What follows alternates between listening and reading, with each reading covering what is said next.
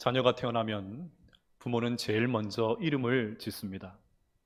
사랑하는 내 자녀가 이름의 뜻처럼 자라기를 바라는 마음으로 고민하면서 짓지요. 저는 결혼도 하기 전에 이미 이름을 지어 두었습니다. 대학 시절 신우라는 이름의 후배가 있었는데 그 후배는 자신을 소개할 때마다 우주만한 믿음 신우입니다. 그렇게 하는 거예요. 우주만한 믿음, 참 좋고 듣기가 좋았습니다. 그래서 똑같이 신우라고는 할 수 없고 우주만한 믿음이면 우자가 먼저 나온 것이 맞다 싶어서 저희 첫째 아들의 이름을 우신이라고 그렇게 지었습니다. 과연 제 아들이 우주만한 믿음을 가지고 있을까요? 늘 기도 제목입니다. 그런 믿음 가질 수 있도록 간절하게 기도해 주시기를 바랍니다. 히브리 민족은 우리나라보다 이름에 더 집착합니다. 히브리 사람들은 그 사람이 어떤 사람이고 어떤 인생을 살게 될 것인지 이름을 통해서 표현하려고 했습니다. 예를 들어 모세를 보십시오. 모세의 뜻이 무엇입니까? 건짐을 받은 자, 그런 뜻이죠. 과연 모세는 이름 그대로 나일강에서 건져냄을 받았을 뿐만 아니라 동시에 이스라엘 백성들을 바로의 압제에서 건져내는 그런 인생을 살았습니다. 그래서 성경을 보면 이름을 바꾸는 장면이 자주 등장합니다. 아브라함이 열국의 아버지라는 뜻의 아브라함으로, 야곱이 하나님과 겨루어 이겼다는 뜻의 이스라엘로, 시몬이 반석이라는 뜻의 베드로로 그렇게 이름이 바뀌었습니다. 우리 하나님에게도 이름이 있습니다. 그래서 우리는 하나님의 이름을 통해서 하나님께서 어떤 분이신지를 우리가 알 수가 있습니다. 오늘 말씀에는 하나님의 이름이 여호와라고 했습니다. 여호와는 스스로 계신 분이시다, 그런 뜻입니다. 하나님은 우리와 같은 피조물이 아닙니다. 그냥 계시고 그냥 존재하시는 분이십니다. 그래서 하나님은 자신의 이름을 여호와다, 스스로 있는 존재다, 그렇게 부르신 것입니다. 그러면 중요한 질문이 있습니다. 하나님은 왜 당신의 이름을 우리에게 주셨을까요? 하나님은 왜 당신의 이름을 우리에게 알려주셨을까요? 그것은 단순히 자신을 소개하는 것이 아니라 부르라고 주셨습니다. 고백하라고 주셨습니다. 하나님을 찾으라고 주셨습니다. 성경 어디에도 하나님의 이름을 입에 담지 말아라, 그런 말씀은 없습니다. 오히려 성경은 하나님의 이름을 부르고 하나님의 이름으로 축복하고 하나님의 이름을 의지해라, 그런 말들이 많이 나옵니다. 민수기 6장 24절부터 26절까지 말씀을 함께 읽어보도록 하겠습니다. 시작. 여호와는 내게 복을 주시고 너를 지키시기를 원하며 여호와는 그의 얼굴을 내게 비추사 은혜 베푸시기를 원하며 여호와는 그 얼굴을 내게로 향하여 드사 평강 주시기를 원하노라 할지니라 하라. 아멘. 여호와 하나님의 이름으로 하나님의 백성을 축복하라는 말이죠. 이사야 50장 10절도 함께 읽어보겠습니다. 시작. 너희 중에 여호와를 경외하며 그의 종의 목소리를 청종하는 자가 누구냐? 흑암 중에 행하여 빛이 없는 자라도 여호와의 이름을 의뢰하며 자기 하나님께 의지할지어다. 아멘. 하나님의 이름을 부르고 하나님께 모든 삶을 맡겨라, 그런 말이죠. 이처럼 하나님은 당신의 이름을 부르라고 주셨습니다. 사실 우리가 하나님의 이름을 부를 수 있다는 것은 매우 영광스러운 일입니다. 우리는 자주 항상 아무 거리낌 없이 하나님의 이름을 부르니까 별 감동이 없습니다. 하지만 지나가는 사람을 붙잡고 하나님, 이렇게 한번 불러보세요, 그렇게 한번 물어보십시오. 절대로 그렇게 하지를 못합니다. 하나님, 주여, 주님, 아버지, 절대로 못합니다. 우리가 하나님의 자녀이기 때문에 하나님의 이름을 부를 수 있게 되었습니다. 그러니 여러분, 지금보다 더 자주 하나님의 이름을 부르십시오. 어려운 일을 만나셨습니까? 도저히 내 힘으로는 감당할 수는 없는 그런 절벽 앞에 서 계십니까? 자주 주여, 주님, 아버지, 하나님 그 이름을 부르십시오. 그렇게 하나님의 이름을 부르며 하나님께 모든 삶을 맡길 수 있는 우리 모두가 될 수 있기를 간절히 축복합니다. 그런데 오늘 말씀을 보시면 하나님의 이름을 부르는 우리들에게 하나님께서 이렇게 말씀하십니다. 너는 내 하나님 여호와 이름을 망령되게 부르지 말라. 여호와는 그의 이름을 망령되게 부르는 자를 죄 없다 하지 아니하리라. 하나님은 당신의 이름을 망령되게 부르지 말아라 그렇게 하십니다. 망령되게가 좀 생소하죠? 여기서 망령되게는 헛되게, 함부로, 경솔하게 그런 뜻입니다. 즉 하나님의 이름을 오용하지 말라는 말입니다. 조금 더 적극적으로 하면 하나님의 이름을 제대로 사용하라는 말입니다. 하나님의 이름을 지금보다 더 자주 부르되 하나님의 이름을 절절하게 고백하고 외치되 다만 제대로 부르라는 말입니다. 자, 그러면 어떻게 할 때 하나님의 이름을 망령되게 부르는 것이 될까요? 첫째로 하나님의 이름을 함부로 부를 때입니다. 지금도 일부 경건한 유대인들은 신, God, G-O-D를 쓸 때 가운데 있는 O자를 빼고 G-D 이렇게 쓴다고 합니다. 왜 그렇게 할까요? 하나님의 이름을 아예 읽지 못하게 한 것입니다. 허물 많은 인간이 어떻게 거룩하신 하나님의 이름을 함부로 입에 올릴 수 있냐는 것입니다. 옛날에 성경을 필사하던 서기관들도 그렇게 했습니다. 열심히 필사를 하다가 하나님의 이름이 나오면 쓰던 붓을 빨아서 새 붓으로 썼습니다. 이 정도에서 그치는 것이 아니라 하나님의 이름이 나오면 목욕을 다시 했습니다. 하고 왔는데 또 하나님의 이름 나오면 또 다시 목욕하고 또 다시 목욕하고 그런 마음으로 성경을 필사했습니다. 이처럼 히브리 사람들은 하나님의 이름을 굉장히 소중하고 귀하게 여겼습니다. 물론 우리들도 그렇게 하자 그런 말씀은 아닙니다. 하나님의 이름이 나올 때마다 샤워하고 와서 다시 성경 읽고 뭐 그렇게 할 수는 없지요. 또 앞에서 말씀드린 대로 하나님의 이름은 부르라고 주셨습니다.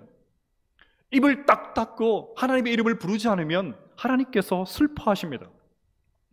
하지만 너무 쉽게, 너무 익숙하게, 너무 자주 그렇게 습관적으로 하나님의 이름을 부르다 보니까 함부로 혹은 아무 의미 없이 그냥 입에 나오는 소리로 그렇게 하나님의 이름을 부르진 않은지 우리 자신을 돌아보아야 합니다.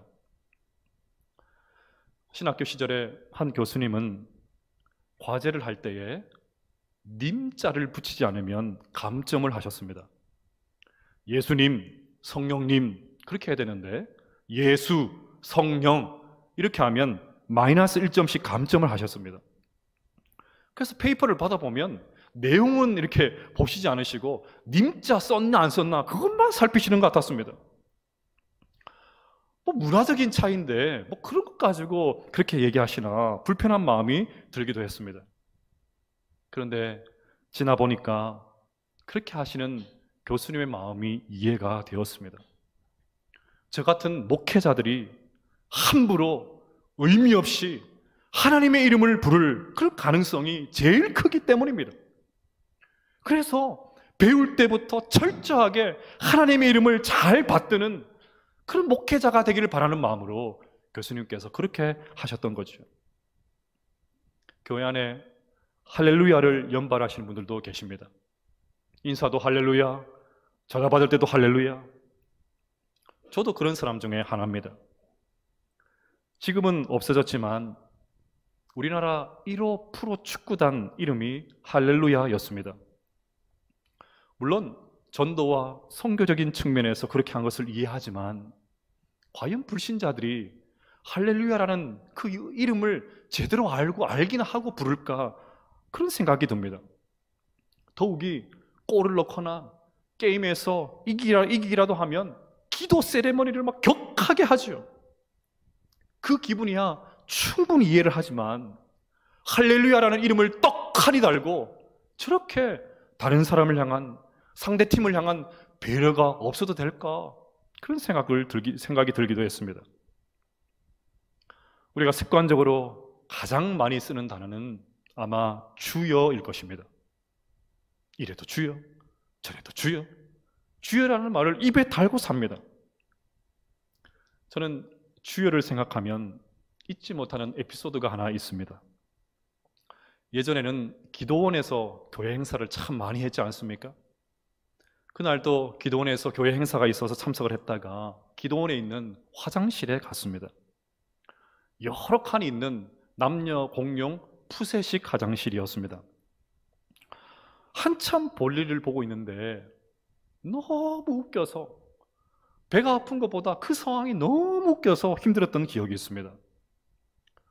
옆 사람에 있는 어떤 분이 힘을 줄 때마다 주여, 힘을 줄 때마다 주여 그럽니다. 너무 재미있어서 어린 나이에 참 우리 하나님은 여기서도 일하셔야 하니까 참 힘드시겠다, 그런 생각을 한 적이 있습니다. 어떤 분들은 세상이 다 꺼질 것 같이 주여 하시는 분들이 있습니다. 말에는 억양이 참 중요하지 않습니까? 힘있게 주여 그렇게 하면 얼마나 좋습니까? 그래서 힘들지만 살기가 팍팍하지만 그래도 하나님 바라보면서 희망을 내고 용기를 내고 하면 얼마나 좋겠습니까? 그런데 이 버릇처럼 주여 주여 그럽니다. 물론 그럴 상황이 있었겠죠. 힘을 낼 수 없으니까 그렇게라도 주님의 이름을 부르면서 그렇게 주님을 찾는 것은 칭찬받아 마땅합니다. 하지만 항상 힘없이 주여 주여 하면서 절망하고 신세 한탄만 하고 있다면 그것 또한 하나님의 이름을 망령되게 부르는 것이 될 수 있습니다. 이렇게 하나님의 이름을 함부로 아무런 의미 없이 그냥 습관적으로 부르고 있다면 우리 또한 하나님의 이름을 망령되게 부르고 있는 것입니다. 둘째로 하나님의 이름으로 맹세할 때입니다. 살다 보면 사람들과 맹세할 때가 있죠. 그렇게 해야 될 때가 있습니다. 약속을 지키겠다고 그렇게 다짐하는 것이 뭐 그리 잘못된 일입니까? 문제는 하나님의 이름으로 맹세할 때입니다. 제 아내가 저에게 가끔 지적하는 부분이 그것입니다. 제가 어떤 말을 하면 저희 아내가 진짜? 진짜? 그렇게 반응합니다. 진짜? 이건 두 가지 해석이 가능합니다. 첫 번째 해석은 제 아내가 의심이 많거나 또 하나는 제가 신뢰를 주지 못했거나 둘 중 하나죠. 보통은 후자 쪽으로 기울 때가 참 많습니다. 그럼 제 아내가 진짜? 그러면 제가 코람데요 그럽니다. 하나님 앞에서 내가 바른 말을 하고 있다 그런 말이죠. 그럼 제 아내가 코람데요는 그럴 때 쓰는 말이 아니에요 그럽니다. 그럼 왜 우리가 하나님의 이름을 걸고 맹세를 합니까? 상대방이 안 믿어주니까 신적인 권위를 빌어서 내 주장을 관철시키려고 합니다. 또 어떤 경우에는 위기를 모면하기 위해서 거짓으로 하나님의 이름을 끌어다가 사용할 때도 많습니다. 예나 지금이나 법정에서 자주 듣는 말 아닙니까? 그래서 예수님께서 마태복음 5장 33절과 37절에서 이렇게 말씀하시는 것입니다. 같이 읽어보겠습니다.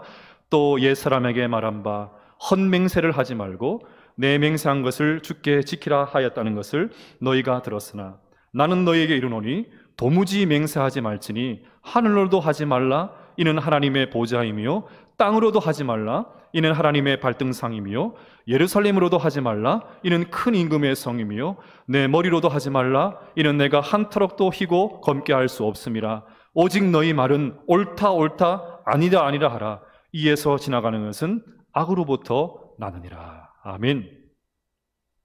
대충 상황을 모면하기 위해서 하나님의 이름을 끌어다가 맹세하지 말라는 말입니다. 이것이면 이것이고 저것이면 저것이고 맞으면 예, 아니면 아니요. 그렇게 해야지. 그렇게 분명하게 해야지. 아닌 것을 맞는 것처럼 하나님의 이름으로 포장해서 맹세하지 말라는 말이죠. 그래서 유대인들은 오늘 이 계명을 하나님의 이름으로 맹세하는 것을 금하는 것으로 그렇게 해석을 했습니다. 그래서 레위기 19장 12절에서 하나님은 이렇게 말씀하셨습니다. 너희는 내 이름으로 거짓 맹세함으로 내 하나님의 이름을 욕되게 하지 말라. 나는 여호와이니라. 이런 측면에서 우리는 하나님 앞에서 그분의 이름으로, 하나님의 이름으로 드렸던 여러 가지 서약들을 제대로 지키고 있는지를 돌아보셔야 합니다. 여러분, 세례 받으실 때 하셨던 그 서약의 내용을 기억하십니까? 여러분, 세례 받으실 때 다 서약하셨습니다. 아니요 하면 어색하니까 다 예라고 분명하게 그렇게 대답하시면서 다 세례를 받으셨습니다. 그런데 그 내용이 기억나십니까? 세례 서약 세 번째 질문이 이것입니다. 여러분은 지금 성령의 은혜만을 의지하고 그리스도를 따르는 자가 되어 모든 죄를 버리고 그의 가르침과 모범을 따라서 살기로 서약합니까? 우리 모두는 분명 네라고 그렇게 대답했습니다. 그런데 지금 모든 죄를 버리고 그것은 차치하고더라도 예수님을 따르는 제자의 삶을 살고 계십니까? 하나님 말씀 따라 그렇게 살고 계신가요? 예수님께서 거친히 보여주셨던 그 삶의 발자취를 따라 살기 위해서 몸부림치고 살고 있으십니까? 만약 그렇지 못한다면 우리 모두도 하나님의 이름을 망령되게 지금 부르고 있는 것입니다. 세례를 받기는 받아야 하니까 예라고 대답했는데 무슨 내용으로 예라고 대답했는지도 모르고 고백한 대로 전혀 살아내지고 있지 못하고 있다면 우리 모두도 이 계명을 지금 범하고 있는 것입니다. 혼인서약은 이제 말하기도 어려운 상황이 되었습니다. 혹 장로님, 안수집사님, 권사님으로 임직하실 때 하셨던 서약의 내용을 기억하십니까? 우리 교단 헌법책을 보면 장로, 집사, 권사로 임직할 때 동일한 질문을 던집니다. 그 가운데 마지막 네 번째 질문이 이것입니다. 본교회 장로, 집사, 권사의 직분을 받고 하나님의 은혜를 의지하며 진실한 마음으로 본직에 관한 범사에 힘써 행하기로 서약합니까? 저는 우리 교회가 장로님들을 중심으로 직분자들이 정말 헌신적으로 교회를 섬기시는 것을 보면서 늘 감동하고 있습니다. 중직자분들이 행정이나 교회 운영에만 관심을 갖지 않고 현장에서 성도들을 섬기고 굳은 일까지 마다하지 않고 있습니다. 저는 늘 고마운 마음을 가지고 있습니다. 그런데 다 그런 것은 아닌 것 같아요. 다 그런 것은 아닌 것 같습니다. 그러면 무엇입니까? 하나님의 이름으로 아무리 제가 그렇게 하겠습니다 그렇게 고백을 했어도 그런 삶을 살고 있지 못하다면 우리보다는 하나님의 이름을 망령되게 일컫고 있는 것이죠. 설교를 준비하면서 제가 목사로 임직받을 때 서약한 것이 생각이 났습니다. 서약한 것은 알겠는데 서약의 내용이 도무지 기억이 나지 않습니다. 저는 어릴 적부터 목회자가 되기를 원했습니다. 그래서 저는 목사로 임직받을 때 너무너무 영광스럽고 너무너무 감격스러웠습니다. 그날을 결코 잊지를 못합니다. 그런데 무슨 내용으로 서약을 했는지 기억이 나질 않습니다. 그래서 설교를 준비하면서 교단 헌법책을 뒤지면서 7개의 질문을 천천히 다시 읽었습니다.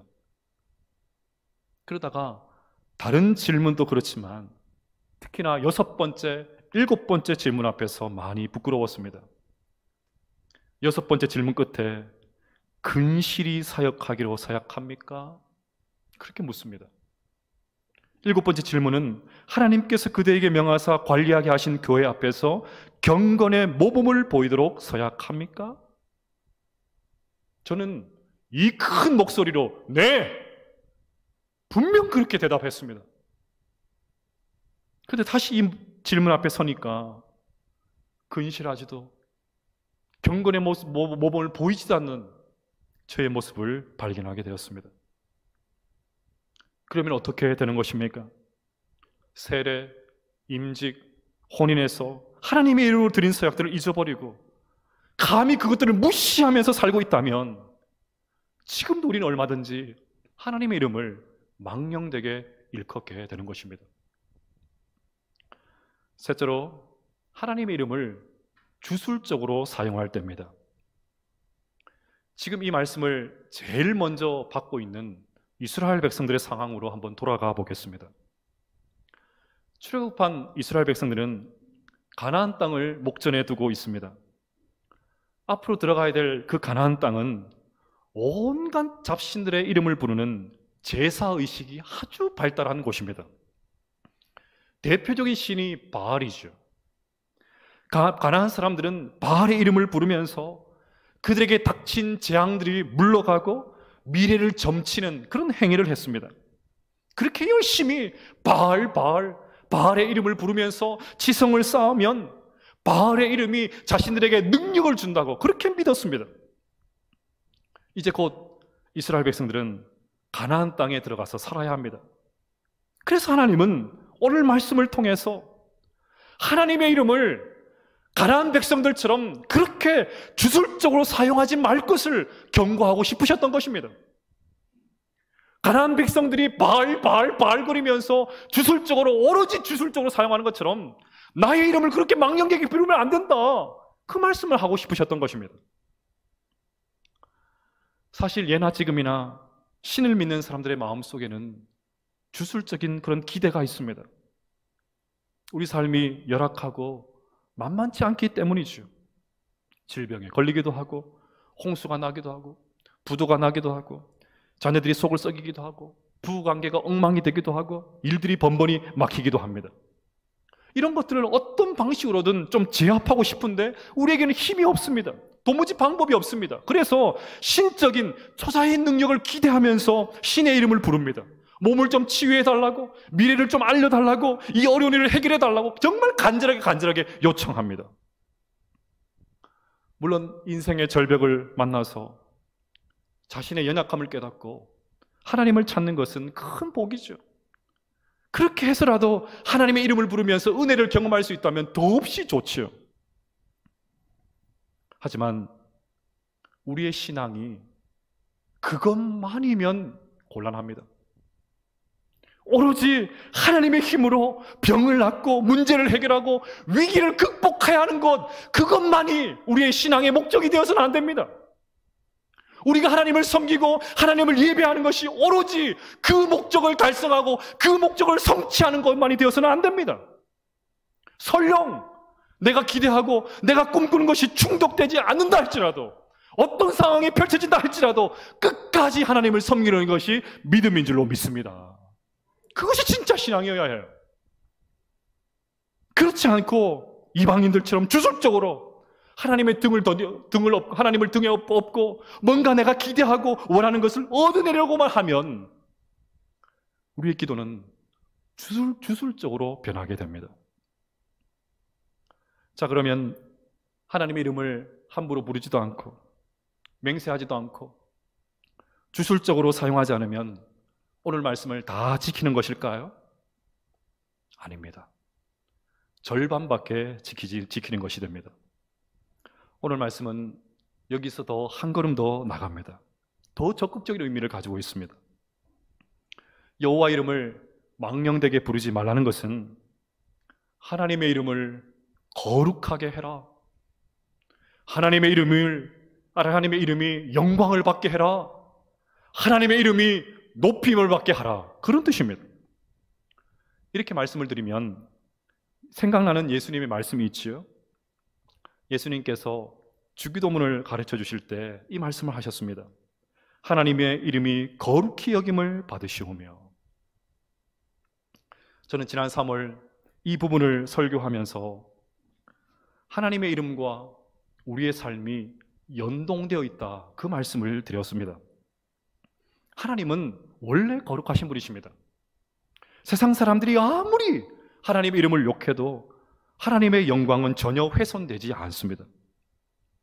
하지만 이곳에서 살고 있는 우리가 어떻게 사느냐에 따라서 하나님의 이름이 높임을 받기도 하고 짓밟힘을 당하기도 합니다. 왜요?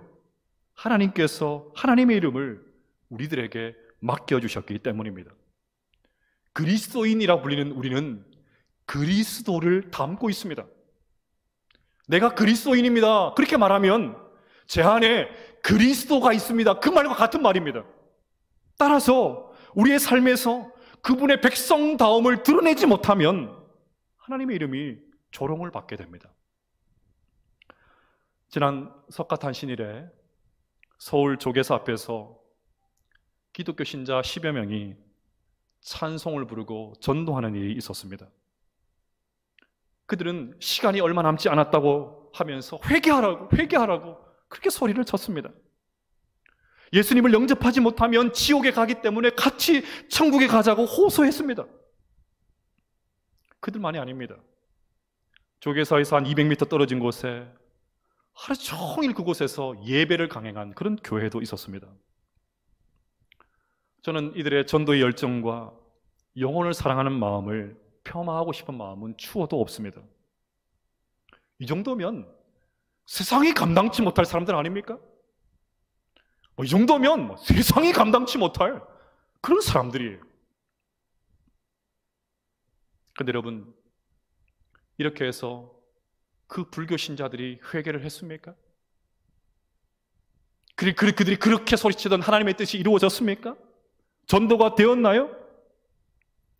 그들이 그렇게 불렀던 찬송에 나오는 하나님의 이름이 오히려 세상 사람들에게 조롱거리가 되고 말았습니다. 회개하라고 소리치는 그 전도자들 앞으로 지나가면서 사람들이 이렇게 비아냥거립니다. 네, 지옥 갈게요. 네, 지옥 가죠 뭐.